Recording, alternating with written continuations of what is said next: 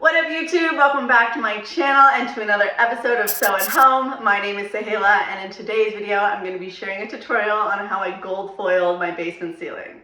If you aren't following me on Insta, you may have totally missed these stories I posted this past April.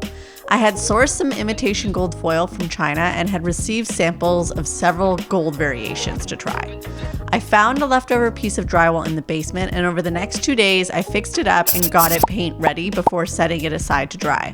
Since I had never foiled anything before, I did a lot of research and noticed a base coat was used in several references.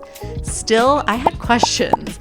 If you properly cover the area in foil, is it really necessary? Is a base coat just a red paint? What makes it so special? So during my test, I experimented and applied a red base coat to only half of my test piece. Once that dried completely, I could move on to the adhesive, which I applied everywhere. You'll notice later I tried a couple different tools before landing on my favorite, but you essentially need to apply the adhesive and wait an hour for it to get tacky. After an hour, you can start applying the foil. Just know it's going to get messy. Foil goes everywhere.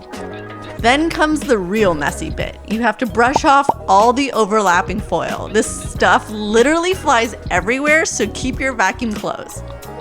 I ended up ordering light gold for the basement. I knew the LED cove lighting would warm it up, so I tried to keep that in mind and visualize what it would look like all together with the green cabinetry and cream walls.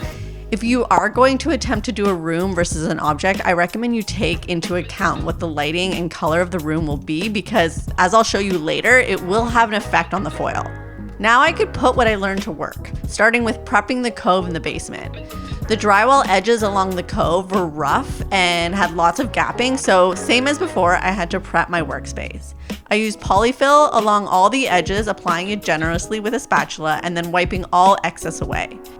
Once the polyfill dries, I gave it a quick sand, vacuumed the area, and then applied a coat of primer. In the end, I decided to apply a base coat, even though I was still not convinced it was special in any way or completely necessary after doing my test patch experiment.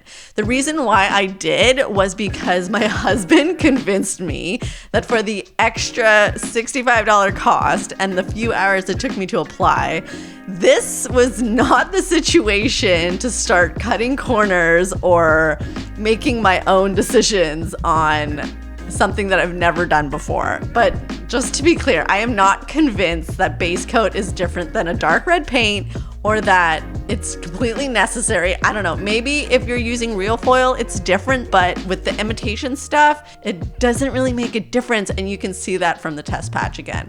Once dry, I could begin foiling. Starting in a corner and moving across the wall, I learned a lot in that first pass.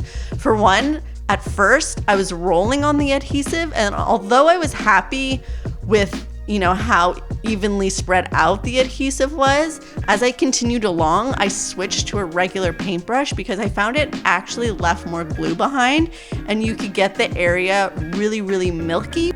After an hour, the milkiness becomes clear and super sticky, perfect for your foil. Anywhere you apply glue, foil will stick to. Getting the hang of applying the foil does take a little bit of time, but after you do one pass, it gets a lot easier. And even if you do a terrible job with that first pass, know you can always go back over it later.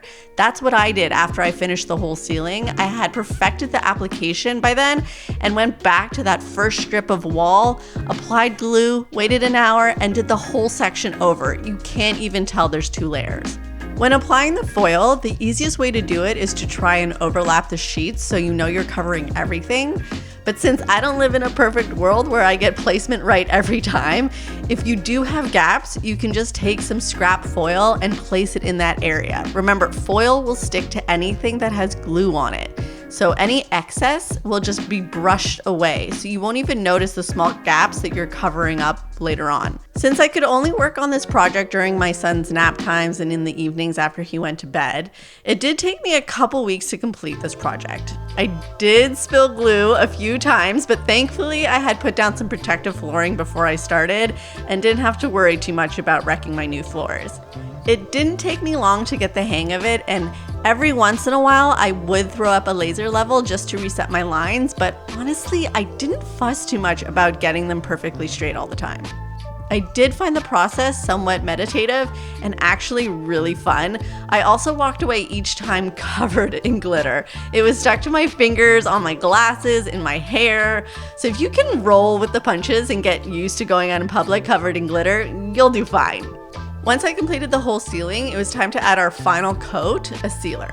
For this, I used a foam roller, which not so much that you would notice, but did leave some streaks if you look closely.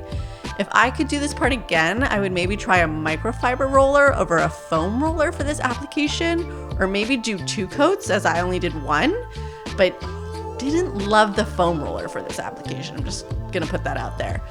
After I completed the ceiling, I did do a big paint swatch on one of the walls and noticed that the green actually sent an unexpected cast onto the ceiling. Once I discovered this, I pivoted to add more cream to the room and limit the amount of green to one wall, the cabinetry wall. All right, friends, thank you so much for joining me for another episode of Soh at Home. I hope you enjoyed this tutorial and gave it a thumbs up. I have linked the blog post that goes along with this episode down below in the description, so if you want a little bit more information, you can go check that out and give it a read. If you still have any comments or questions after that, you can always leave those down below. Other than that, I'll see you guys again next time, and bye.